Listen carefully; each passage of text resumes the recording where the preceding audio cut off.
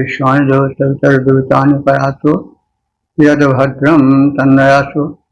ओम भद्रं कर्णेभिः शृणुयाम देवा भद्रं पश्येमाक्षभिर्यजत्राः स्थिरैरङ्गैस्तुष्टुवांसस्तनूभिः व्यशेमहि देवहितं यदायुः।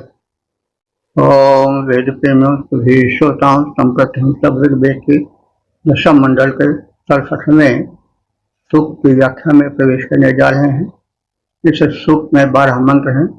मंत्र आयास से आंगिरस देवता बृहस्पति, और इस सूक्त के प्रथम मंत्र का शीर्षक है स्तोत्र रचना का कथन। जब संबंधित मंत्र का सर्वप्रथम सत्तर पाठ हो जाए।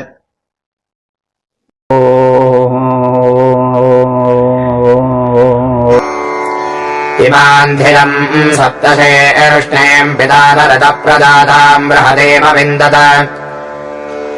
तुरेजम् स्विज्जनयद्विश्वरञ्जोजास्य उक्थमिन्द्राजशंसन्। इस प्रथम मंत्र में ऋषि जो मंत्र दृष्टा हैं जिनका नाम आयास्य है और जो अंगिरा गोत्र में उत्पन्न होने के कारण आंगिरस कहलाते हैं, उन्होंने अपने पूर्वज अंगिराओं के स्तोत्र रचना की महत्ता के संदर्भ में स्वयं जो मंत्र उन्होंने लिखे हैं इंद्र स्तुति में, उसका कथन किया है। तो ये जो मंत्र दृष्टा ऋषि हैं इस सूक्त के, उनका नाम है आयास्य आंगिरस। तो आयास्य तो उनका मूल नाम है और आंगिरस इसलिए है कि वो अंगिरा गोत्र के थे। तो अंगिरा ऋषियों का एक समूह है जो बड़ा तेजस्वी है और अग्नि विषयक महत्वपूर्ण शोध इन अंगिराओं ने किया था। यज्ञ विज्ञान में इनकी विशेष पैठ थी और उसकी महत्ता, उसकी वैज्ञानिकता जो है उसके द्वारा इन्होंने युग को प्रभावित किया है। ऋषि आयास्य जो हैं वे अपने पूर्वज अंगिरा की स्तुति के संदर्भ में कह रहे हैं। इमामधियम, इस स्तुति को जिसकी रचना मैंने की है, सप्त शिरस्काम वो 7 चिरस्थानीय अर्थात प्रमुख स्तुतियों में से है। तो हमारे पूर्वज अंगिरा ऋषियों ने 7 छंदों वाले प्रमुख स्तोत्रों की रचना की है। तो हमारे पूर्वजों ने जो रचना की है वो 7 छंदों वाली रचना है और बड़ी प्रमुख रचना मानी जाती है। उसी क्रम में हमने भी प्रमुख छंदों में जो है वो इंद्रदेव की प्रार्थना की है। अब इस सूक्त के जो देवता हैं वो बृहस्पति हैं। तो बृहस्पति की जो सामान्य मान्यता है वह यह है कि वो देवगुरु हैं, बुद्धि के निधान हैं। इस रूप में है स्थापना। लेकिन बृहस्पति का अर्थ होता है जो बृहस्पति व्यापक स्वामी हो। अब यह शब्द परब्रह्मत्व की ओर संकेत करता है। सबसे बड़ा विराट स्वामी तो परमात्मा है, वही बृहस्पति है। तो संकेतों में ही तमाम बातें कही जाती हैं, इसलिए उस संकेत के सिद्धांतों को समझ करके अर्थ का हृदयंगम करना उचित होगा। तो इंद्र को भी बृहस्पति के स्थान पर रखा गया है मंत्रों में जहां तहां। तो इंद्र भी विराट है। ऋग्वैदिक मान्यता के अनुसार वह ईश्वर का ही, परब्रह्म का ही एक नाम है, अपर नाम है। तो कह रहे हैं ऋषि अयास्य आंगिरस कि हमारे पूर्वज अंगिरा ऋषियों ने 7 छंदों वाले प्रमुख स्तोत्रों की रचना की है। उनकी सत्य से उत्पत्ति हुई थी। प्रेत के सिद्धांत से वे प्रभावित हैं। संसार के कल्याण हेतु मुझ अयास्य नामक ऋषि ने इंद्र की अथवा उस बृहस्पति की व्यापक स्वामी परमात्मा की प्रशंसा में 7 स्तोत्रों की रचना की है अपने पूर्वज अंगिरा ऋषियों के अनुकरण पर।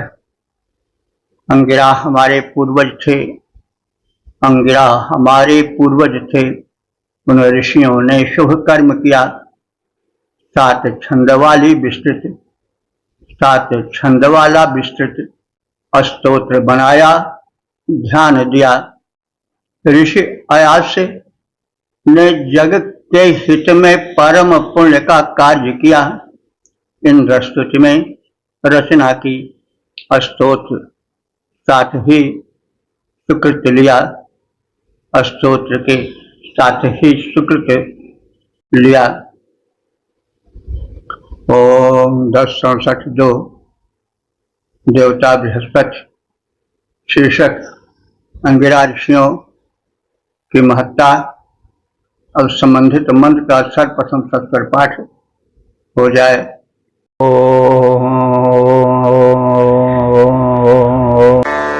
रथं शंसन्दरुजते ध्यानादिवस्पत्रासो असुरस्य वीराः विप्रं पदमङ्गिरसो दधाना यज्ञस्य धाव प्रथमं मनन्ता।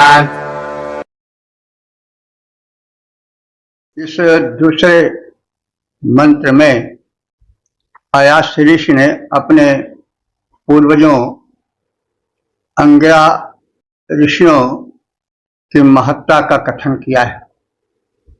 बताया है कि अंगिरा ऋषि यज्ञ के प्रमुख विज्ञान के प्रज्ञापक थे। यज्ञ कर्म की वैज्ञानिकता को सिद्ध करके चारों ओर उसका प्रचार प्रसार करते थे।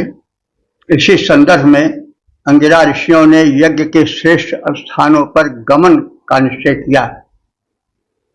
स्थान स्थान पर जाकर के यज्ञ की वैज्ञानिकता का प्रतिपादन किया। वे कैसे थे? ऋजु, सरल स्वभाव के थे। प्रायः यह होता है कि जो ज्ञानी होते हैं, मतलब जो तटस्थ होते हैं, किनारे खड़े रहते हैं, गंभीरता में नहीं गमन किए होते, वे प्रायः ऋजु नहीं होते, सरल नहीं होते हैं। चौथा चना बाजे घना। तो कोई व्यक्तित्व महान हो, गंभीर हो, परम ज्ञानी हो और उसमें अहंकार न हो, तो वह बड़ी चीज है। क्योंकि प्रायः अपने को ज्ञानी मानने वाले लोग बड़े उछले होते हैं। तो यहाँ पर जो ऋज शब्द आया है वो यह स्पष्ट कर रहा है कि हमारे पूर्वज जो थे अंगिरा, वे यज्ञ करते कराते थे, स्तोत्रों का गान करते थे, गायन कराते थे, लेकिन ऋज थे, सरल थे। स्वभाव उनका कुटिल नहीं था, अहंकारी नहीं था। और ध्याना, वे ध्यान करने वाले थे। यह बड़ी चीज है। जो अंतरात्मा के सत्य को जानकर उसके तल पर उतरता है, वह ध्यान में अवश्य संलग्न हो जाता है, क्योंकि ध्यान जब तक अंतरात्मा अथवा आध्यात्मिकता के धरातल पर अवतरण नहीं होता तब तक नहीं हो पाता है। चित्तवृत्ति निरोध तभी हो पाता है जबकि मन में परम सुलझापन और शांति आ जाती है। योग चित्तवृत्ति निरोध। तो जो हमारे पूर्वज थे वे यज्ञ विज्ञान के ज्ञाता थे, स्थान स्थान पर गमन करते थे, स्तोत्रों का पाठ करते कराते थे, परम ज्ञानी होते हुए भी अहंकारी नहीं थे, वरन ऋजु थे, सरल थे और ध्यान करने वाले थे। दिवः असुरस्य पुत्रासः वीरा, वे दिव्य थे। असुर माने प्राणवान थे, शक्ति संपन्न थे। असुर शब्द के विषय में बहुत बार कहा जा चुका है। पहले यह जो वैदिक आज थे वे अपने पक्ष में महत्ता प्रदर्शन के संदर्भ में करते थे, बाद में विवाद हो जाने पर प्रतिद्वंदियों से वे असुर शब्द उन्हीं को दे दिए, क्योंकि वे उसके लिए अटके थे कि हम कम शक्तिशाली थोड़े हैं। असुर माने शक्तिशाली, मेधा संपन्न, बलवान होता है। तो मिथ्या विवाद से बचने के लिए उन्होंने कहा ठीक है आप ही असुर हो जाओ, हम सुर ही रहेंगे। तो ये थोड़ा मतलब शब्दगत जो इतिहास होता है उसके विषय में भी जहां तहां जान लेना चाहिए। तो ऋषि मंत्रदृष्टा कह रहे हैं कि हमारे पूर्वज जो थे अंगिरा, वे दिवा माने दिव्य थे, असुरस्य माने परम बलशाली थे, पुत्रासह और वे अग्नि के पुत्र के सदृश परम तेजस्वी थे, और वीरा वीर थे। वीर का मतलब हुआ युद्धवीर ही नहीं, दानवीर, दयावीर, धर्मवीर, ये वीर की कोटियां होती हैं। तो वीर का केवल युद्ध कौशल दिखाने वाला ही नहीं होता, जो दानवीर हो, दयावीर हो, धर्मवीर हो, अन्य धर्म का प्रचार करने वाला हो, सच्चा हो, वो भी वीर ही है। तो इसलिए वीर शब्द प्रयोग किया है ऋषि ने अपने पूर्वज अंगिरा के लिए, और कहा है कि ये अंगिरसः, अंगिरा ऋषि गण विप्रम, विप्र भी हैं, ज्ञानी भी थे, यानी विशेषण प्रजानाति विप्र। तो विप्र माने ब्राह्मण नहीं, ब्राह्मण होना कोई अनुचित नहीं है, लेकिन जो ऋग्वेद में है वो विप्र शब्द ज्ञानी के लिए आया है। तो जो विशेष रूप से ज्ञान के गहराई में उतरा हुआ वह विप्र है। बाद में पढ़ने लिखने का, यज्ञ करने कराने का कर्म ब्राह्मणों के ही पाले में पड़ा, तो वे विप्र कहे जाने लगे और विप्र शब्द रूढ़ हो गया ब्राह्मणों के लिए, एक वर्ग विशेष के लिए। तो अंगिरसः विप्रम, जो अंगिरा ऋषि थे वे परम ज्ञानी थे और यज्ञ से धाम और यज्ञ के धारण करता थे, विशेषज्ञ थे, प्रथमम मनन थे।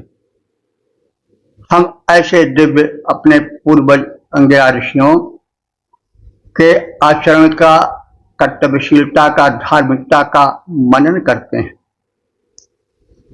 ऋषि कह रहे हैं मंत्रदृष्टा आयात से कि अंगिरा ऋषियों ने यज्ञ के श्रेष्ठ स्थल पर गमन कर यज्ञ का प्रचार प्रसार किया। वे सत्यव्रती थे, सरल मनोभाव से युक्त थे, दिव्य थे, देवलोक के पुत्र से प्रतीत होते थे, महाबलशाली थे तथा ज्ञानियों के समान आचरणशील थे, सर्वगुण संपन्न थे। श्रेष्ठ यज्ञ के स्थल पर जाने का किए विचार ऋषि अंगिरा महान आचरण में जो परम उदार सरल मनोभावों वाले वे दिव्य पुत्र सुमहान वे आचरण किया करते बलवान विप्र के समान। ओम 10:67 देवता बृहस्पति शीर्षक अपहृत गायों की शोध। अब संबंधित मंत्र का सर्वप्रथम सप्तर पाठ हो जाए।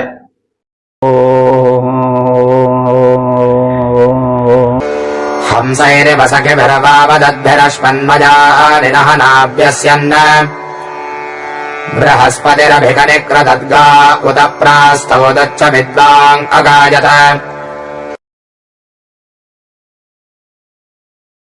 इस तीसरे मंत्र में फणियों द्वारा अपहृत गायों के शोध में बृहस्पति देव के महान योगदान का कथन है।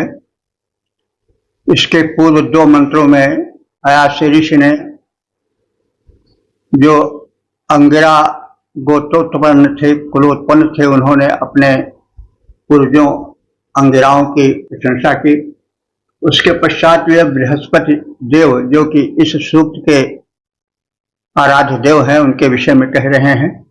और अधिकांश मंत्र जो हैं आगे के वे सब गो उद्धार पर टिके हैं। इस विषय में प्रसंग कई बार पिछले सूक्तों में आया होगा कि पण एक जाति थी, व्यापारी वर्ग के थे ये, और इनका व्यापार सिंधु घाटी से लेकर के फिनिशिया तक, बहुत दूर तक, इजिप्ट के आगे तक फैला था। संपन्न व्यापारी थे, लेकिन ये बड़े ही धन के लोलुप थे। इनका पेट कभी धन से भरता ही नहीं था। यह व्यापार के साथ साथ चोरी भी करते थे, और उस समय का जो सर्वश्रेष्ठ धन गोधन था उसको ये चुराते थे। तो और चुरा करके किसी गुफा में बांध आते थे, मौका पा करके उन गायों को लेकर के छूमंतर हो जाया करते। तो ये तो सामान्य एक युगीन इतिहास की झलक है। अब इसके अध्यात्मपरक अर्थ भी हो सकते हैं। तो अब क्योंकि मंत्र में कुछ संदेश भी होता है, तो इतिहास के भी उद्गार मिलते हैं, तथ्य मिलते हैं, साथ साथ उनसे लिपटा हुआ अध्यात्म भी देखा जा सकता है। तो जब पणियों ने गायों को चुरा लिया और एक पाषाणी गुफा में बंद कर दिया, तो बृहस्पति देव ने उन गायों के उद्धार पर कमर कसी और अपने सहायकों को लिया, और वे कोलाहल करने लगे। क्योंकि किसी चीज पर जब धावा सा बोला जाता है, मिल करके संगठित होकर के प्रयास किया जाता है, तो शब्द विषय के अनुकूल किए जाते हैं। तो बृहस्पति के मित्रों ने और बृहस्पति देव ने गो उद्धार के संदर्भ में मिल करके स्वर करना शुरू किया, माने शोरगुल करना शुरू किया। और उस उच्च स्वर को, शोरगुल को हंसों के समान स्वर बताया गया है कि हंसई इव हंसों के समान ही बृहस्पति के मित्रों ने बृहस्पति के साथ मिलकर के कोलाहल करना आरंभ कर दिया। भाई खोजो कहाँ है, जो हो पकड़ो आज, जैसे होते हैं भी संदर्भ में समझना चाहिए। भाई किसी अभियान पर लोग चलते हैं तो कुछ न कुछ करते हैं, तो बहुत बड़ी चोरी हो गई है तो उसके लिए यहाँ देखो वहाँ देखो, ऐसा करो ऐसा करो, तो वो कोलाहल होता ही रहा होगा। तो उसकी उपमा दी जा रही है कि बृहस्पति के साथ उनके साथियों ने हंसों के समान कोलाहल करना प्रारंभ कर दिया। गो अन्वेषण के संदर्भ में उनके सहयोग से बृहस्पति पाषाण निर्मित द्वार के अवरोधों को मिटा दिए। यानी गायें जो थी वो गुफा में बंद थी और पाषाण से विधिवत ढक दी गई थी, लेकिन अश्मन स्थान, अश्म कहते हैं पत्थर को, पत्थर से जो बनाए गए अवरोध थे, पाषाणी अवरोध थे, उनको बृहस्पति देवता ने वैश्यन माने दूर किया और फिर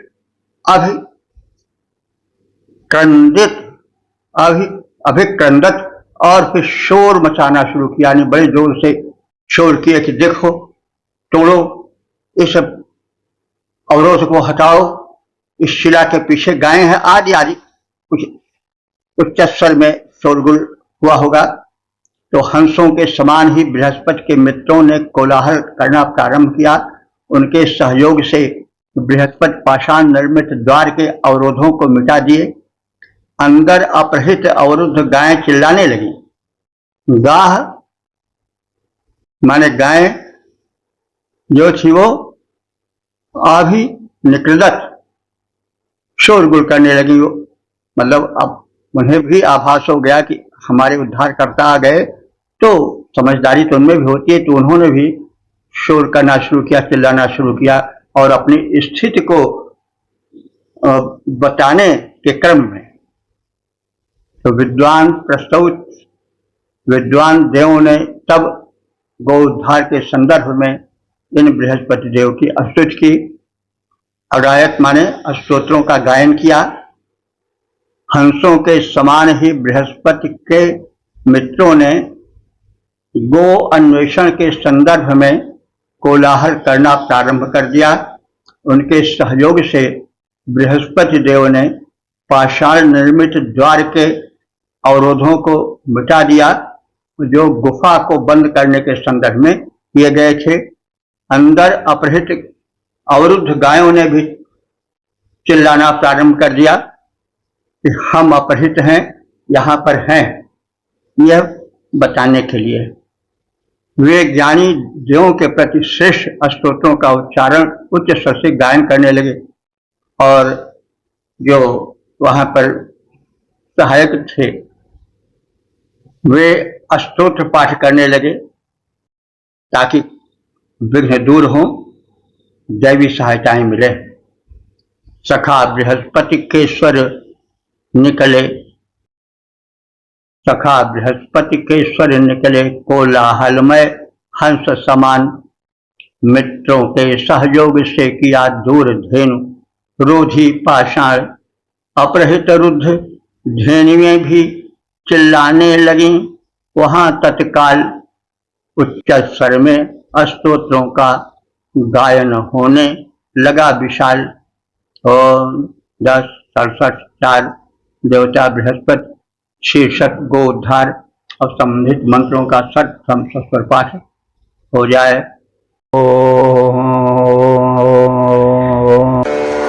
अवाद्वाभ्याम् पर एकजागा गुहातिष्ठन् देरनृतस्य सेतौ बृहस्पतिस्तमसि ज्योतिरिच्छन्न दुस्रा आकरमिहि तिस्र आवाह। इस चौथे मंत्र में गोद्धार में बृहस्पति देव का योगदान कथित है। देखिए, इस मंत्र में विशेष रूप से गोउद्धार का कथन तो है ही, लेकिन इसके साथ ही साथ अध्यात्म भी जुड़ा प्रतीत होता है। गो शब्द का अर्थ गाय के साथ ही वाणी, किरण, भूमि आदि के संदर्भ में भी आते हैं, उनके भी अर्थ देते हैं। बृहस्पति ज्ञान के देवता हैं, ज्ञान का प्रकाश फैलाने वाले हैं। ज्ञानदाता गुरु के प्रयास से गो माने वाणी भी अर्थ किया जाता है, क्योंकि गो का अर्थ वाणी भी होता। गो गोचर जहां लग बन जाई, सो सब माया जाने हो भाई।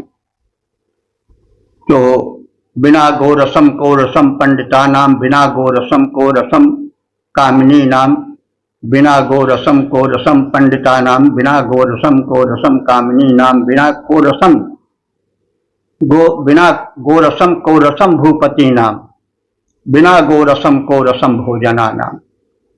भाई ये सब है। गो माने बिना गो रसम को रसम पंडिता नाम। अगर पंडित के पास वाणी न हो, बोलने की क्षमता न हो, तो फिर उस पंडित में क्या रस रह गया। तो बिना गो रसम वाणी के रस के, बिना गो रसम को रसम पंडिता नाम, और बिना गो रसम को रसम भोजना नाम।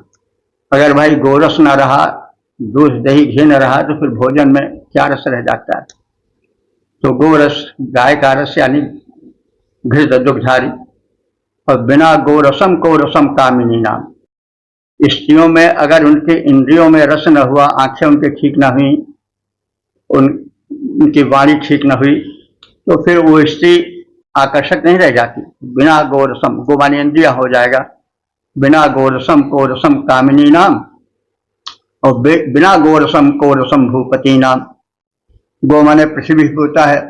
अगर राजा के पास जमीनें न रही, तो फिर राजा नाम से थोड़े काम चलता है। कोई गरीब अपने लड़के का नाम राजा रख ले, तो क्या वो राजा हो जाएगा?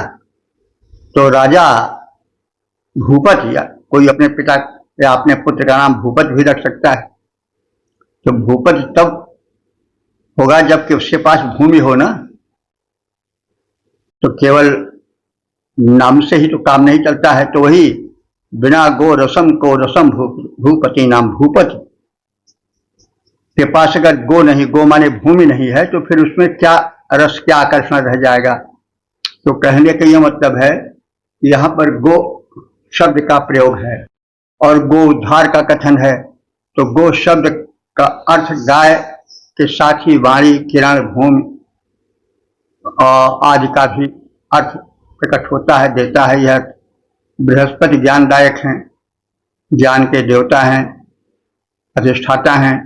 तो ज्ञानदाता गुरु के प्रयास से जो वाणी वक्तृत्व शक्ति अपने ज्ञान की रुद्ध शक्ति का संचार करती है, तो फिर उसके प्रतीकरण के साथ जो काम, क्रोध, लोभ, मद, मोह, ज्ञान में बंधी हुई इंद्रियां रहती हैं, उनका उद्धार हो जाता है। तो गो माने इंद्रिय भी होता है, उनका उद्धार हो जाता है। तो इस तरह से हम इस गाय के उद्धार के साथ ही साथ जो गो शब्द के अन्य अर्थ बताए गए हैं, उनको भी लेकर के अध्यात्म परक अर्थ भी निकाल सकते हैं। तो गाय प्रथम अर्थ किया जा रहा है, जो मूल चल रहा है कि बृहस्पति ने अपने ज्ञान के द्वारा गो का शोधन किया कि कहाँ ये छिपी होंगी, और उनके साथ तमाम सहायक थे। तो ये शोरगुल करते हुए बढ़े, तो पहुंचे गुफा के पास जहाँ गायें छिपाई गई थी। तो नीचे एक द्वार के द्वारा और ऊपर दो द्वारों के द्वारा अंधकार या अज्ञान के आलय, अज्ञान के भवन स्वरूप गुफा में गायें छिपाई गई थी। अंधकार के मध्य प्रकाश ले जाने की इच्छा से बृहस्पति ने तीनों द्वारों को, जो अंधकार में लिप्त थे, उनको खोल दिया और प्रकाश आने से अंधकार दूर हो गया। तो इस प्रकार से अनुतस्य माने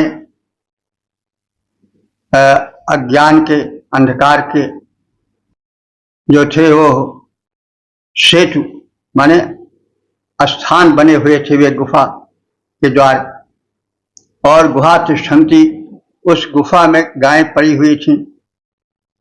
तो द्वाभ्याम, दो द्वारों से परह, परे एक एकया, ऊपर एक और द्वार था। बृहस्पति तमस ज्योतिष, बृहस्पति ने उस तम में ज्योति डाली, गुफा द्वार खोल दिया, और उत्साह, उत्साह माने गाय भी होता है, उत्साह माने किरणें भी होता है, किरणों का भी अर्थ भी निकलता है। तो बृहस्पति ने उस अंधकार में प्रकाश लाने की इच्छा से वहां ज्योति फैलाई, गुफा के द्वार खोल दिए, प्रकाश आने लगा, और तीसरा भी आवा, तीसरा द्वार भी खोल दिया, और इस प्रकार से जो अंधकार था उस गुफा का दूर हो गया। तो नीचे एक द्वार के द्वारा और ऊपर दो द्वारों के द्वारा अंधकार या अज्ञान के आलय स्वरूप, भवन स्वरूप गुफा में गायें छिपाई गई थी। अंधकार के मध्य प्रकाश लाने की इच्छा से बृहस्पति ने तीनों द्वारों को खोलकर गायों को निकाल दिया, उनका उद्धार किया। तो इस प्रकार से इसका आध्यात्मपरक अर्थ भी लिया जा सकता है, और जो उसका भौतिक अर्थ है वो तो गायों को जो कि पणियों के द्वारा अपहृत थी और एक गहरी गुफा में बंद कर दी गई थी। तीन तरफ से प्रकाश आता था, तीनों प्रकाश, तीनों द्वार बंद कर दिए गए थे, अंधकार ही अंधकार था। तो यह एक सामान्य अर्थ तो है ही गो उद्धार का, लेकिन हम गो का अर्थ और लेते हैं, वाणी लेते हैं, इंद्रिय लेते हैं, तो यह भी निकलता है कि मनुष्य की इंद्रियां जो है वह ज्ञान के अंधकार में डूबी रहती हैं। उसमें वह किंकर्तव्य विमूढ़ अपने पथ को नहीं पाता, और इस अंधकार में इंद्रियां अज्ञान से छुटकारा नहीं पाती हैं। लेकिन जब गुरु बृहस्पति आते हैं तो ज्ञान का प्रकाश फैलाते हैं, तो फिर इंद्रियों का उद्धार हो जाता है। वे अज्ञान से निकल करके शुभ चिंतन, ज्ञान के चिंतन में संलग्न हो जाते हैं। तो इस प्रकार से हम अर्थद्वय का भी आनंद ले सकते हैं। तो 10:67:5 देवता बृहस्पति, शीर्षक कृष्णासुर को दंडित करने का कथन। अब संबंधित मंत्र का सत्पर पाठ सर्वप्रथम हो जाए। बिभित्यापरम् शजथे मवाचेन्निस्त्रेणि साकमुदधेन ग्रन्थत बृहस्पतिरुषसंसार्यङ्गामर्कम् विवेदस्तनयन्यमद्योः। इस पांचवें मंत्र में गो अवरोधक,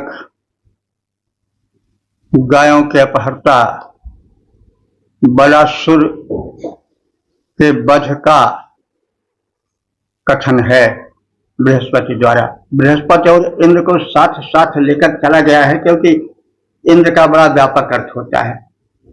तो कहीं बृहस्पति का अर्थ, कहीं इंद्र का अर्थ झलकता हुआ प्रतीत होता है। तो वही गो अपहरण शब्द गत जो श्लेषिक योजना होती है, एक शब्द के कई अर्थ निकलते हैं, उसके आधार पर सामान्य रूप से अपहृत गायों के उद्धार के साथ ही साथ जो अज्ञान द्वारा इंद्रियों की शक्ति का अपहरण है उसका भी अर्थ निकलता है इन मंत्रों में। साथ ही साथ किरणें हैं जो मेघाच्छन्न यानी बादलों के छा जाने से छिप जाती हैं और अंधकार छा जाता है, तो उस घटाटोप को हटाने के लिए भी जो प्रयत्न होता है इंद्र द्वारा या बृहस्पति द्वारा, और किरणें बाहर घटाटोप की निकल आती हैं, उसका भी कथन है। भाई देखिए, जब सर्दी की ऋतु हो और घनघोर बादल छाए हो, किरणें न निकल रही हो, तो बताइए कितनी परेशानी हो जाती है। तो उस समय अगर किरणें निकलती हैं तो कितना सुहावना होता है। तो मतलब घटाएं जो हैं ये आसुरी शक्तियां हैं, वे जब ज्ञान का अपहरण कर लेती हैं तब अंधकार छा जाता है। जब किरणों का अपहरण मेघ की घटाओं के रूप में कर लेती हैं ये आसुरी शक्तियां, तो भी अंधकार छा जाता है, तो भी एक लोक में कष्ट की अनुभूति होती है, हाहाकार मच जाता है। कितने दिन से बादल छाए हुए हैं, किरणों के दर्शन नहीं हो रहे हैं, लोग परेशान हो जाते हैं। तो आदि आदि बातें जो हैं वे इन मंत्रों में देखी जा सकती हैं। बात तो एक ही कही गई है लेकिन संकेत एकाधिक अर्थों का निकलता है। तो गायों के अवरोधक बलासुर ने अधोमुख पुरों अपने पुरों में छिपा लिया था गायों को, अथवा बलपूर्वक आकाश में छा करके किरणों को दबा दिया था। गाय रूपी किरण गोमाने किरण भी होता है। तो बृहस्पति देव ने उद्धार करने का निश्चय किया। तो गायों के अवरोधक बलासुर के पुरों को प्रथम इंद्र ने अथवा बृहस्पति ने भेदन किया और एक साथ ही तीनों को, गायों को, उषा को और सूर्य को आवरण से मुक्त किया। अपने पुरों में, अपने घेरे में जो बलासुर माने बलपूर्वक छाया हुआ मेघ था उसने छिपा रखा था। अज्ञान में ज्ञान की किरणें छिपी थी, ज्ञान की गो छिपी थी, और उस घनघोर घटाटोप में गोमाने किरणें, सूर्य की किरणें छिपी थी, और उषा की ज्योतिर्मय रूप भी छिपा था। सूर्य भी थके पड़े थे, उनका प्रबल प्रचंड मार्तंड वाला रूप हो गया था। लोक जो था वो व्यथाकुल था, दीर्घ काल तक किरणों के मुक्त न होने से। तो इस प्रकार से कई अर्थों में प्रवेश करके हम अर्थ को जानेंगे। आत्मा, इंद्रियां कष्ट का अनुभव कर रही थी क्योंकि उनमें अज्ञान के घटाओं ने घेरा डाल रखा था। सूर्य की किरणें दबा दी गई थी घनघोर घटाओं के मध्य में, इसलिए लोक में किरण के दर्शन न होने से, सूर्य के दर्शन न होने से एक आकुलता थी। तो इन बृहस्पति देव ने यह सब अवरोध दूर किया। उसी का कथन है, गायों के अवरोधक बलासुर के अधोमुख पुरों का भेदन किया, वही जो मेघाडंबर था अथवा जो अज्ञान का घेरा था उसको दूर किया, और एक साथ ही तीनों को, गायों को, उषा को और सूर्य को मुक्त किया। प्रातः उन्होंने सूर्य और गायों को एक साथ देखा। वे उस समय विद्युत युत मेघवत गर्जन करते थे, और उस समय वे इंद्र रूप में अथवा मेघ में छिपी हुई शक्ति के रूप में इंद्र या बृहस्पति गर्जन करते थे। जब किसी का सामना करना होता है, किसी दुष्ट को खदेड़ना होता है, तो उच्च स्वर में गर्जन किया जाता है। तो यह एक युद्ध का वातावरण तो प्रस्तुत है ही। तो इस प्रकार से गो उद्धार का कथन है। अब गो उद्धार में जो गो के कई अर्थ बताए गए हैं, किरण, गाय, इंद्रिय आदि, वे सब लेकर चलना चाहिए। गो अवरोधक बल के पुर को देव बृहस्पति ने तोड़ा। गो अवरोधक बल के पुर को देव बृहस्पति ने तोड़ा। एक साथ गो उषा सूर्य को मुक्त बना करके छोड़ा। रवि की गायों और उषा से एक साथ हो युक्त किया। विद्युत युत घन ज्यों गर्जन कर निज बल परिचय तुरंत दिया। ओम 10:6 देवता बृहस्पति शीर्षक गो उद्धार, और संबंधित मंत्र का सर्वप्रथम सत्सर पाठ हो जाए। इंद्रो बलम रक्षिता रंदुघानां करेणे भविच कर्तारवेण स्वेदाञ्जभिराशिरमिच्छमानो रोदयत्पणिमागा अमुष्टात्। इस छठे मंत्र में भी बृहस्पति या इंद्र द्वारा गो उद्धार का कथन है। इंद्र और बृहस्पति इन्हें कई मंत्रों में एक रूप होकर दिखाई दिए हैं, क्योंकि वास्तव में परमात्मा जो है वो भिन्न भिन्न रूपों में आता है, कभी राम रूप में, कभी श्याम रूप में, कभी किसी रूप में उसका अवतरण होता रहता है। यह बाद के साहित्य में आजकल भी हम देखते हैं, है एक ही माया, समुद्र एक है और उसकी लहरें अनेक उठती रहती हैं, लेकिन हैं सब मिलाकर के समुद्र ही। तो ऐसे जो इंद्र है वो सर्वश्रेष्ठ देव है, एक वही है, लेकिन उसके अनेक रूप हैं, कभी किसी रूप में कभी किसी रूप में वो दिखाई देता है। तो इस सूक्त में बृहस्पति और इंद्र में साम्य देखा गया है। इंद्र माने इंद्र ने अथवा बृहस्पति ने बलासुर नाम के दैत्य को और रक्षितारम उसके रक्षक को, साथियों को नष्ट कर दिया, और दुधा नाम माने दूध देने वाली गायों का उद्धार किया, और करेण इव जैसे उन्होंने यानी इंद्र ने या बृहस्पति ने कोई अस्त्र नहीं उठाया, लेकिन अस्त्र की भांति ही उन्होंने जब उच्च स्वर किया रवीण, तो उस उच्च स्वर से ही विचकर्त माने शत्रुओं को छिन्न भिन्न कर दिया।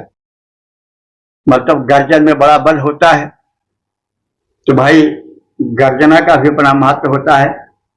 तो कहा जा रहा है कि जब बृहस्पति या इंद्रदेव गो उद्धार के संदर्भ में आगे बढ़े, तो उन्होंने रवेण माने घनघोर गर्जन किया।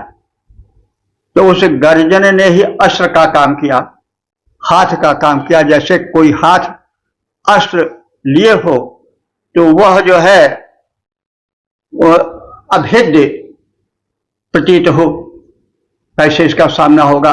वैसे ही जब ये इंद्र या बृहस्पति देव गर्जन किए, तो उस गर्जन ने ही शस्त्रधारी हाथ का काम किया, और रवेण उस घनघोर गर्जन के शब्द के द्वारा विच करते शत्रुओं को छिन्न भिन्न कर दिया।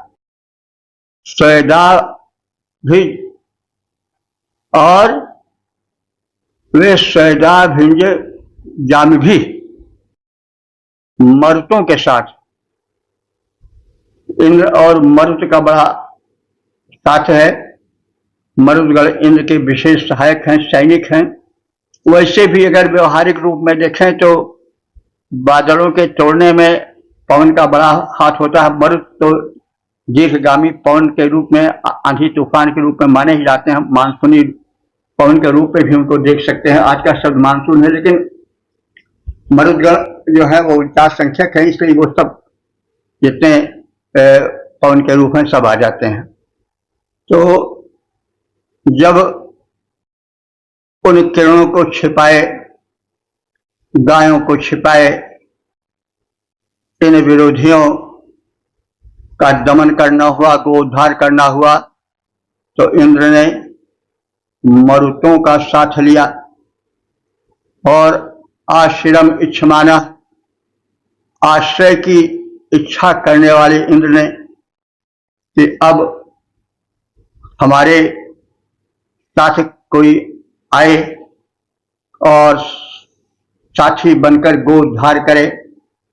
तो इस इच्छा के साथ ही कार्य प्रारंभ हुआ, और उस समय के किए गए गर्जन ने ही हथियार का काम कर दिया, हाथ का काम कर दिया।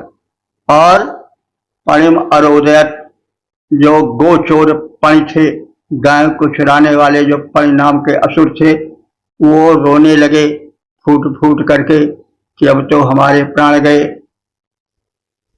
तो इस प्रकार से उन इंद्र ने अथवा बृहस्पति ने मरुतों की सहायता से वो उद्धार में जब प्रवृत्त हुए और घनघोर गर्जन किए, तो जो विरोधी शत्रु थे वो फूट फूट कर रोने लगे, त्रस्त हो गए, पस्त हो गए। और इस प्रकार से गाह अमुष्णात अपहृत गायों का उद्धार किया इंद्र ने अथवा बृहस्पति ने, और बलासुर नाम के दैत्यों को, सहायक पणियों को, जो उन राक्षसों के सहायक थे, दैत्यों के सहायक थे, उनको रुलाया, उनको मार भगाया। जिस बल नाम के असुर ने गायों का अपहरण कर छिपा दिया था, उसे इंद्र ने या बृहस्पति ने अपने हुंकार से ही छिन्न भिन्न कर डाला, मानो अस्त्र से ही मार गिराया हो। माने मन की उनकी गर्जन ही अस्त्र का काम कर रही थी। मर्तों की सहायता के इच्छुक उन इंद्र या बृहस्पति ने पण नाम के असुरों को, गाय के तस्करों को रुलाया, नष्ट भ्रष्ट कर दिया और असुर द्वारा अपहृत गायों का उद्धार किया। गोहर्ता को मारा स्वामी ने निज हुंकारों के द्वारा, गोहर्ता को मारा स्वामी ने निज हुंकारों के द्वारा, ऐसा मारा हुंकारों से मानो कर में आयुध धारा, ऐसा मारा हुंकारों से मानो कर में आयुध धारा। मरुतों को बना सहायक, पानी को क्षण भर में ही संघारा, फिर मुक्त किया गायों को जो अपहृत थीं उन दानव द्वारा। ओम 10:67 देवता बृहस्पति शीर्षक गोउद्धार में मर्तों का सहयोग। अब संबंधित मंत्र का सर्वप्रथम सस्वर पाठ हो जाए। स एं सत्यभिः सखिभिः श्रुतद्भिर्गोधाज संविधनसैरदर्दः ब्रह्मणस्पतिर्वृषभिर्वराहयेर्गर्भस्वेदेभिर्द्रविडं व्यानट। इस 7वें मंत्र में मरुतों के योगदान का कथन है, जो उन्होंने अपहृत गायों के उद्धार में प्रदर्शित किया था। तो सत्य भी माने सत्यनिष्ठ बृहस्पति ने सखाभ्य अपने मित्रों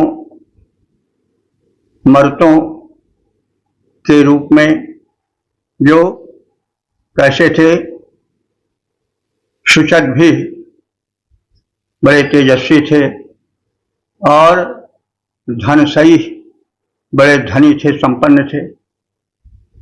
गोधायसम और उनके बल से, सहायता से, गोधायसम माने गायों का अपहरण करता बलासुर को बृहस्पति ने अथवा इंद्र ने मारा। और वृष भी बराही वर्षक मेघों से घर में सहज भी द्रविणम व्यानट गमनशील मर्तों के साथ गोधन को प्राप्त किया। तो धर्म सहज भी अनेक गमनशील मर्तों के साथ, द्रविणम माने धन गोधन आदि जो संपन्नताएं थीं द्रव्य रूप में, धन रूप में, उनको व्यानट माने प्राप्त किया। बृहस्पति ने सत्यनिष्ठ, सखा स्वरूप, तेजस्वी और धन संपन्न मर्तों के सहयोग से गो अवरोधक बलासुर को मार डाला। वेद ज्ञान के स्वामी बृहस्पति ने वर्षणशील, जलवाह, गमनशील मर्तों के सहयोग से गोधन प्राप्त किया।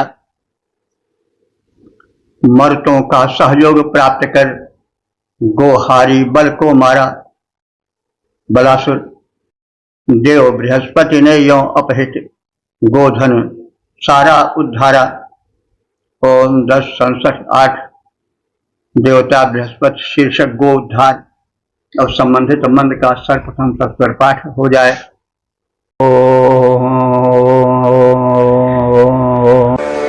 ते सत्येन मनसा गोपतिङ्गा इजानास इषणयन्त धेभिः बृहस्पतिर्मिथो अवद्यपेभिरुदुश्रया असृजतस्पजुग्भिः। इस 8वें मंत्र में कथित है कि असुरों के पणियों के हाथों से गायों को मुक्त करा करके मरुतों ने बृहस्पति देव को सम्मान दिया और उन्हें गोपति की पदवी प्रदान करनी चाहिए।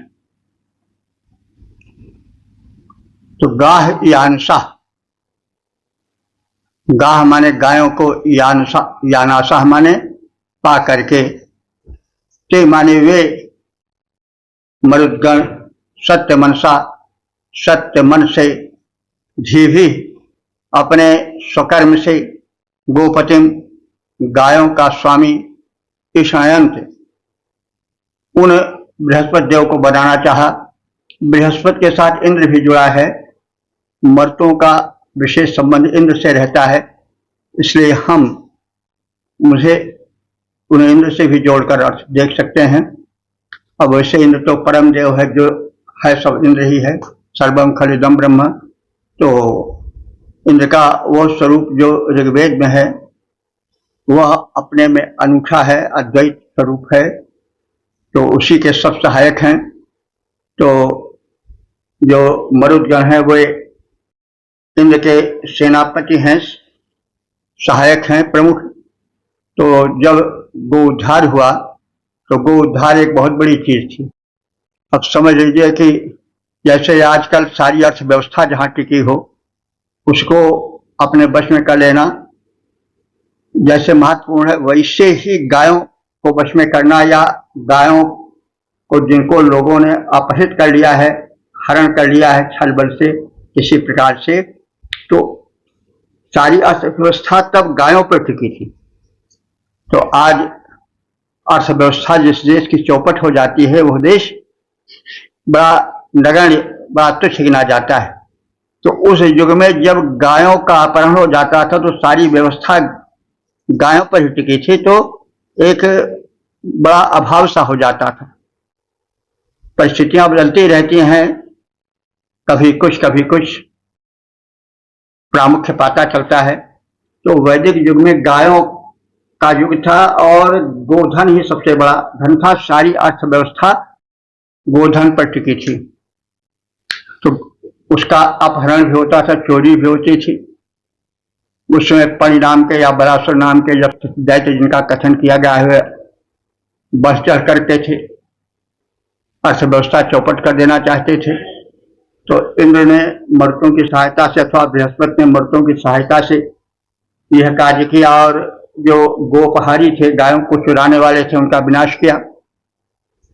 तो उनके सहायक जो मरुदगण थे वे अपने उन स्वामी को, बृहस्पति अथवा इंद्र को, उनके सम्मान में पदवी देना चाहिए। वो पदवी क्या थी कि गोपति की, गोपतिम, गोपति की पदवी देना। ईशायंत माने देने की इच्छा किया। कुश्या माने गायों को स्वयुग में भी स्वयं मर्तों से युक्त होकर उन सृजत मुक्त किया। तो ये गो उद्धार और गो उद्धारक इंद्र या बृहस्पति के सम्मान की कथा इसमें कही गई है। तो मर्दगण उस अपहृत अर्थव्यवस्था के जो गोधन पर टिकी थी उसके उद्धारक थे, और इस महत्वपूर्ण कार्य हो जाने पर गोपति की उपाधि देने का विचार हुआ।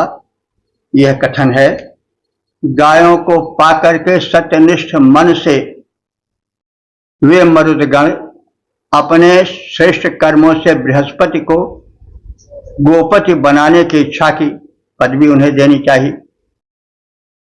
सहायतार्थ एकत्र मरुत गणों की सहायता से बृहस्पति ने असुरों के चंगुल से गायों को गुफा से निकालकर मुक्त किया। असुरों से गायें पाक करके सत्यनिष्ठ मन द्वारा मरुतों ने चाहा गोपति बन जाए। बृहस्पति प्यारा। ओम 10:67-9 देवता बृहस्पति शीर्षक मरुत अस्तवन। अब संबंधित मंत्र का सर्वप्रथम सत्वर पाठ हो जाए।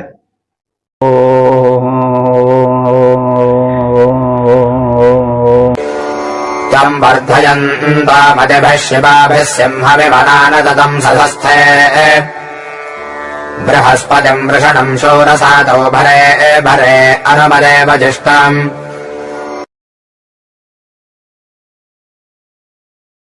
इस नवे मंत्र में बृहस्पति अथवा इंद्र के सहायक मरुद वीरों के बलिदान का बखान है।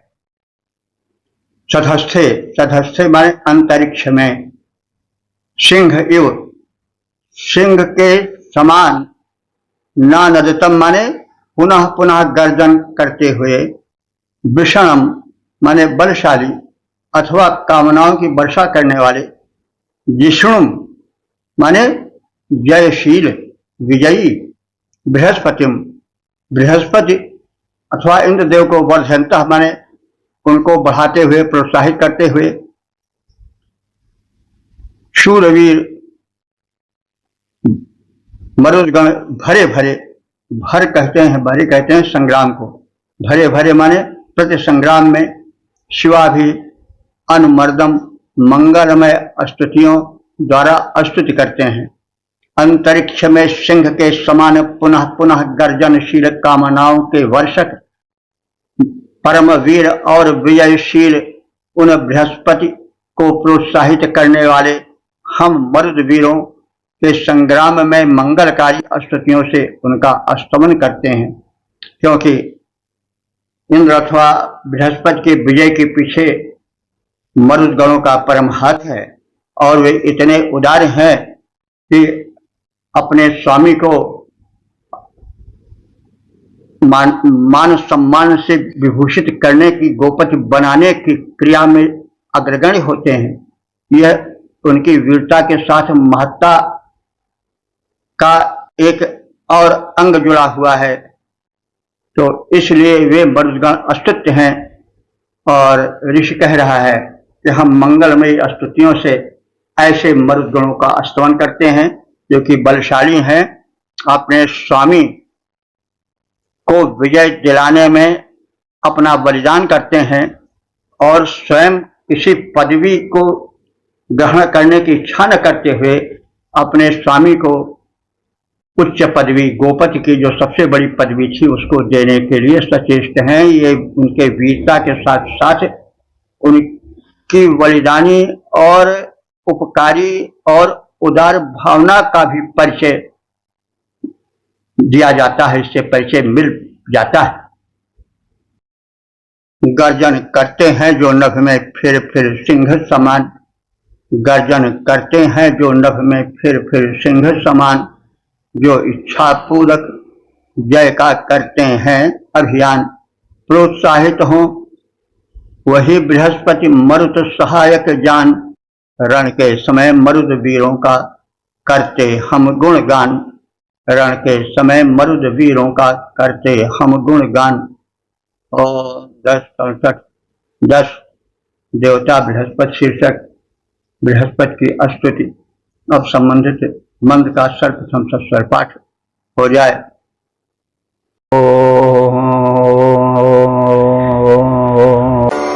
यदा वाजमसनद्विश्वरोपमाद्यामरुक्षदुत्तराणि सत्तात् बृहस्पतिं वृषणं वर्धयन्तो नानासन्तो बिभ्रतो ज्योतिरासात्। इस 10वें मंत्र में दानवी शक्तियों पर विजय पाकर के गायों के उद्धार करने वाले बृहस्पति देव की देवों द्वारा वंदना का कथन है। यह एक सत्य है, बाद में भी होता रहा है। जब इन उद्धारक देवों के स्थान को राम कृष्ण आदि लेते गए, तो जब वे भिन्न भिन्न दैत्यों का संहार करते थे तो देवतागण उनकी स्तुति करते थे। तो यही मतलब यहीं से ये झलक मिलती है स्तुति की। तो बड़ा कार्य किया बृहस्पति ने अथवा इंद्र ने, गायों का उद्धार किया। गायों के उद्धार का अर्थ हुआ कि डूबती हुई व्यवस्था को पटरी पर लाना, यही गोउद्धार है। तो ऐसा कहते आए हैं कि गायें उस समय की सबसे बड़ी संपत्ति थी, सारी अर्थव्यवस्था उन पर टिकी रहती थी। ये बड़ा भारी कार्य था, राष्ट्रीय स्तर का कार्य था। तो जब शत्रुओं द्वारा, विरोधियों द्वारा अपहृत अर्थव्यवस्था का उद्धार किया इन बृहस्पति इंद्र ने, तो देवगण बड़े प्रसन्न हुए। उन्होंने उनकी स्तुति की। जिस समय बृहस्पति देव समस्त नाना प्रकार के अन्नों का उपभोग करते हैं तथा आकाश में ऊपर जाकर उत्तम लोकों में प्रतिष्ठित होते हैं, तब बलि बृहस्पति को देवगण वाणी द्वारा प्रोत्साहित करते हैं। कहने का मतलब यह हुआ कि जब वे विजय प्राप्त कर लेते हैं बृहस्पति देव इंद्रदेव, तो वे बाजम, विश्व रूपम बाजम, विश्व रूप कहते हैं नाना प्रकार के, विश्व माने संपूर्ण, रूप माने आकार, तो नाना प्रकार के बाजम माने अन्नों का उपभोग करते हैं। कोई जब विजय प्राप्त करता है तो उसको तरह तरह के व्यंजन आज प्रस्तुत ही होते हैं। तो जब विजय प्राप्त किया बृहस्पति अथवा इंद्र ने, तो विश्व रूपम बाजम, तो नाना प्रकार के अन्नों से और उनसे बने पदार्थों और व्यंजनों का आस्वादन किया बृहस्पति देव ने। और द्याम और उक्षत वे द्युलोक में स्थापित हुए, जो देवों की मुख्य प्रतिष्ठान है, देवों का मुख्य स्थान है दिव्यलोक। वहां मर्त्यलोक के संकटों को हटा करके जब बृहस्पति देव पहुंचे, तब वहां उनका व्यंजनों से स्वागत हुआ और वे दिव्यलोक में स्थापित हुए, आसीन हुए। उत्तरायण सद्म, और वह उत्तम लोक, सद्म कहते हैं लोक को, भवन को, वह उत्तम लोक प्रशंसनीय है। विष्णु बृहस्पति, विष्णु कहते हैं बलवान अथवा विष्णु कहते हैं कामनाओं के पूरक, दोनों के अर्थ में आता है। तो विष्णु बृहस्पति, कामना पूरक बलवान बृहस्पति को आशा माने मुख द्वारा, आश्य शब्द है, तो आश का तृतीया होता है आशा, मतलब बड़ा साथ में, तो फिर आशा कहते हैं हमको इस चीज की आशा है, लेकिन ये आशा है, दंतीशा है, तो ये आश का तृतीया है आशा। आशा माने मुख से, वर्षंता माने देवों ने उनके यश को विकसित करने वाली स्तुति करना प्रारंभ किया। नाना संता ज्योति विभ्रता, वो अनेक दिशाओं में रह करके ये जो विस्तार से स्वयं उत्कर्षित हुए। कहने का मतलब हुआ कि विजयी बृहस्पति अथवा इंद्रदेव का उत्कर्ष हुआ, देवों ने उनका गुणगान किया, उनके यश का विस्तार किया।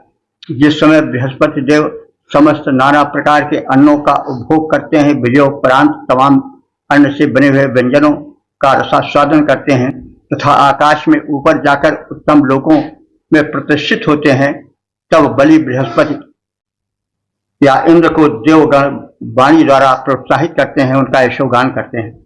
जिस समय बृहस्पति नाना अन्नों का सेवन करते हैं, अंतरिक्ष में चढ़कर जब निज आभा को भरते हैं, तब वर्षक देव बृहस्पति की स्तुति सुर वाणी से करते तेजस्वी सुर, तेजस्विता बृहस्पति में व्यापकता से भरते। ओम 10 67 11 देवता बृहस्पति शीर्षक शत्रुनाशार्थ कथन और संबंधित मन का सर्व पाठ हो जाए।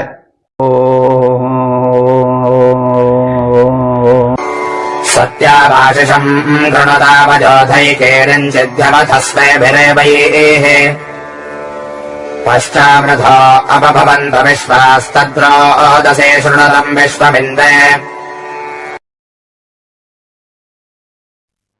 इस 11वें मंत्र में देवों द्वारा बृहस्पति की स्तुति है और उनसे रक्षा की प्रार्थना है। जब विजयी देव आते हैं तो राष्ट्र उनका सम्मान करता है। यह पहले भी था, आज भी, आगे भी रहेगा। जो विजय श्री प्राप्त करके, यानी अपहृत गायों का उद्धार करके, आर्थिक व्यवस्था को पटरी पर ला करके, आज के शब्दों में कहें तो बृहस्पति देव ने अपने बुद्धि द्वारा अथवा इंद्रदेव ने बड़ा भारी कार्य किया। उनकी प्रार्थना प्रारंभ हुई और उन विजयी देव से धन धान्य और संरक्षण की कामना विद्वान लोग, देवता लोग करने लगे। हे बृहस्पति देव,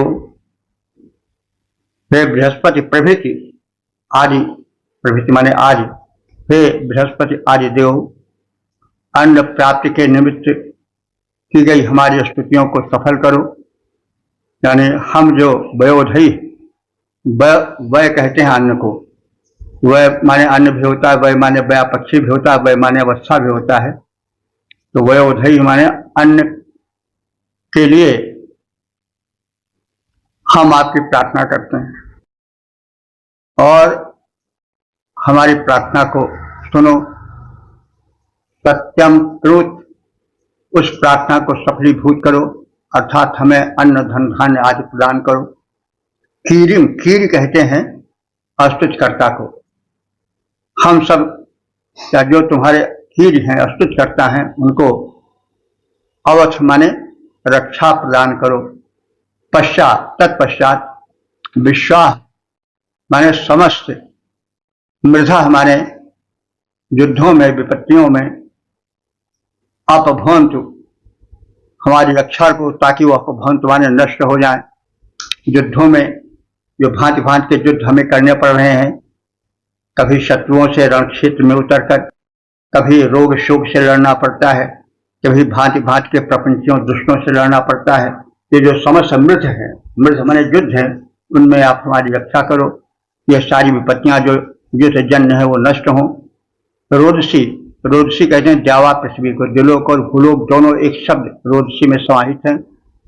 तब श्रोतम, हमारी वो प्रार्थना सुने और हमारे प्रार्थना के सफल होने में हमारी सहायता करें। हे बृहस्पति प्रभृति देवों, अन्न प्राप्ति के निमित्त की गई हमारी स्तुतियों को सफल करो। अपने आश्रय में हमारी रक्षा करो, हमें आश्रय दो, संरक्षण दो। हमारे सारे शत्रु जिस भी प्रकार के हों उनको नष्ट करो। हे सारे संसार को सुखी करने वाले दुलोक और भूलोक, हमारे वचन को सुनो, उन पर ध्यान दो। हे देवों अन्नार्थ हमारी स्तुति सफल करो। हे देवों अन्नार्थ हमारी स्तुति सफल करो। आश्रय में रख शत्रु नष्ट कर, विपदा सकल हरो।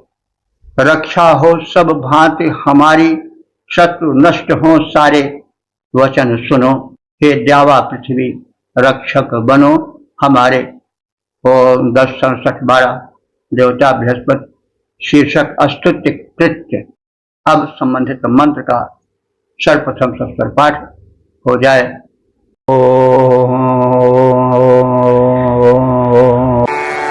इन्द्रावह्ना महतो अर्णवस्य विभोर्धानमभिनदर्भुदस्य अहन्न हिमर्णात् सप्त सिन्धो अन्देवैर्द्या वा पृथिवी प्रावदन्नः।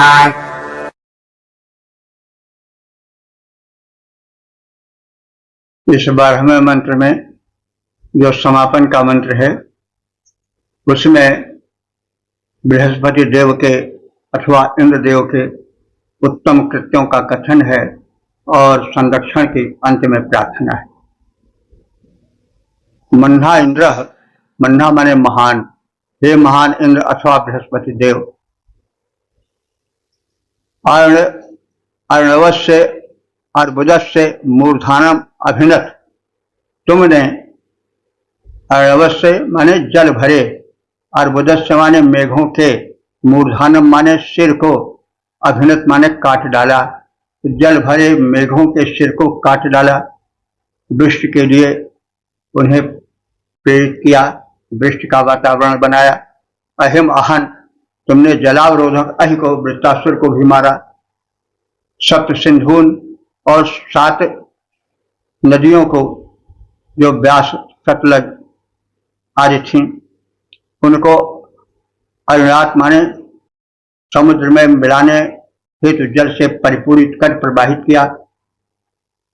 और हे देवा पृथ्वी, हे दिलोक और भूलोक, उसके संबंधित देवो, देवई न प्रावतम, देवों के साथ तुम दोनों हमारी रक्षा करो। महान इंद्र अथवा बृहस्पति ने जल पूरित मेघों का शिरच्छेद कर वृष्टि हेतु उन्हें समुद्यत किया, जलावरोधक शत्रुओं को मारा, 7 नदियों को समुद्र में मिलाया। हे देवा पृथ्वी, देवों के साथ मिलकर हमारी रक्षा करो। इंद्र बृहस्पति ने जलपूरित मेघों का सिर काट दिया। इंद्र बृहस्पति ने जलपूरित मेघों का सिर काट दिया, जल रोधक अरियों को मारा, सारी बाधा दूर किया, 7 नदियों को सागर में लाए, वहां मिलान किया। देवा पृथ्वी रक्षक होवे, हमने स्तुति गान किया। इस प्रकार से हम सब ने ऋग्वेद के 10वें मंडल के 67वें सूक्त के 12 मंत्रों का संक्षिप्त ज्ञान प्राप्त किया। अब तक ले जो मंत्र हम लोग व्याख्यायित कर चुके हैं, उनकी संख्या हो चुकी है 9519। यह भगवत कृपा है, वेद भगवान की अनुकंपा है। और यह सूक्त बृहस्पति को समर्पित है। बृहस्पति देवता, बृहस्पति कहते हैं जो बड़ा भारी पति हो, स्वामी हो, यानी परमात्मा। इंद्र भी वही है ऋग्वेद में। तो इनके उत्तम कृत्यों का सब कथन है। और प्रथम 2 मंत्रों में जो ऋषि हैं अपने को अंगिरा गोत्री बताते हैं, तो प्रथम उन्होंने 2 मंत्रों में अंगिरा ऋषियों की महत्ता का कथन किया। जैसा कहा गया है, अंगिरा ऋषि अग्नि की शक्ति विषयक महत्वपूर्ण शोध करने वाले थे और यज्ञ विज्ञान का उन्होंने व्यापक प्रचार प्रसार किया, उसकी महत्ता बताई और स्थान स्थान पर जाकर के वेद मंत्रों द्वारा अग्नि प्रज्वलन करा करके यज्ञ कृत्य संपन्न कराया। तो उनके गुणगान से संबंधित है प्रारंभ के 2 मंत्र। उसके पश्चात बृहस्पति इंद्र द्वारा जो गो उद्धार हुआ था, गायों का उद्धार हुआ था, उसका कथन है। जैसा पहले कहा जा चुका है, पनि नाम एक व्यापारी थे, वर्ग था उनका, बड़ा लंबा व्यापार था, धनी थे, सब कुछ थे, संपन्न थे, लेकिन वे देना जानते ही नहीं थे, केवल अपहरण करते थे। व्यापार से प्राप्त धन से उनका पेट नहीं भरता था, तो वो आर्यों की गायों को चुराकर बांध जाते थे गुफा में, पत्थरों से द्वार मूंद देते थे और बाद में वो सत्ता करके चंपत हो जाते थे। तो गो उद्धार का कथन है। अब इसका अध्यात्म परक अर्थ भी कहा गया है। इंद्रियां हैं, उनको भी गो कहा जाता है। वे काम क्रोध लोभ आदि से अपहृत होती हैं, उनका उद्धार आत्मा रूप इंद्रिया बृहस्पति ज्ञान ज्ञानी गुरु करते कराते हैं। तो इन सबका आध्यात्मिक परक अर्थ भी इसमें शिष्ट है, चिपका हुआ है, उसको भी हम सब संक्षिप्त में जाने। और अंतिम मंत्रों में इन देवों द्वारा धन प्राप्ति हेतु प्रार्थनाएं हैं। प्रथम उनके पराक्रम का, उनके उत्तम कृत्यों का कथन है। तत्पश्चात उनसे उनके अनुदान प्राप्ति हेतु प्रार्थना है। सुख समेत धन धान्य की पूर्ति की प्रार्थना है। शत्रु संहार की प्रार्थना है। शत्रुओं का बड़ा लंबा चौड़ा मैदान रहता है।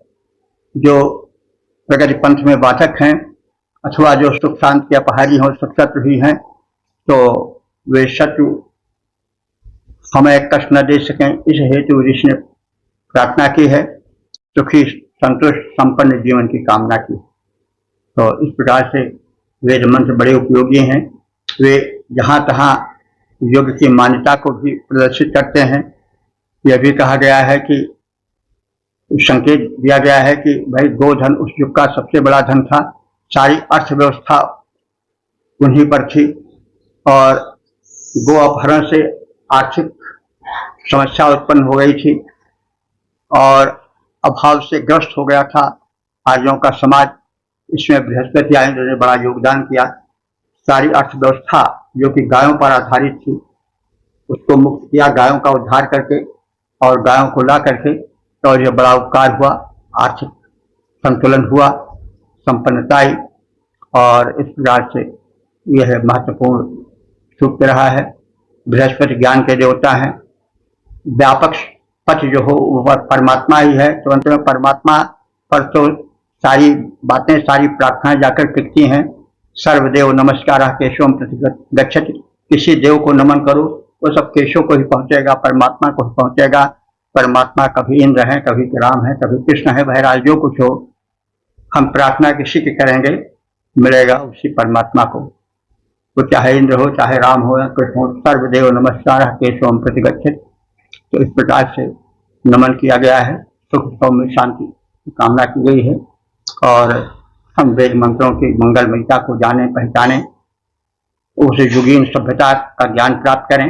और हम यह आशा करते हैं कि जो विद्वत वृंद हैं वे हमारे इतिहास को वेदों से जोड़ें। अंग्रेजों ने जैसा कर दिया वो प्रायः वही, जब यूनानियों से संपर्क भारत का हुआ सिकंदर के आक्रमण से, तभी से इतिहास लेकर चलते हैं 323 ईस्वी पूर्व से। उसके पहले का जो गौरवमय इतिहास है वो अछूता है। तो प्रार्थना है कि हम लोग तो वृद्ध हो चुके हैं, जो हो सक रहा है वो कर रहे हैं, लेकिन आप सब आगे भारतीय इतिहास को वेदों से लिखें, उस समय के युग का चित्रण करें। आर्थिक व्यवस्था कैसी थी, राजनीतिक व्यवस्था कैसी थी और वातावरण कैसा था, वैश्विक व्यवस्था क्या थी, आदि आदि को पूरी कर भारतीय इतिहास को वेदों से जोड़ा जाए, उसका पुनर्लेखन हो, यह प्रार्थना है। और इसके साथ ओम सर्वे भवन्तु सुखिनः, सर्वे सन्तु निरामयाः, सर्वे भद्राणि पश्यन्तु, मा कश्चित् दुःख भाग् भवेत्।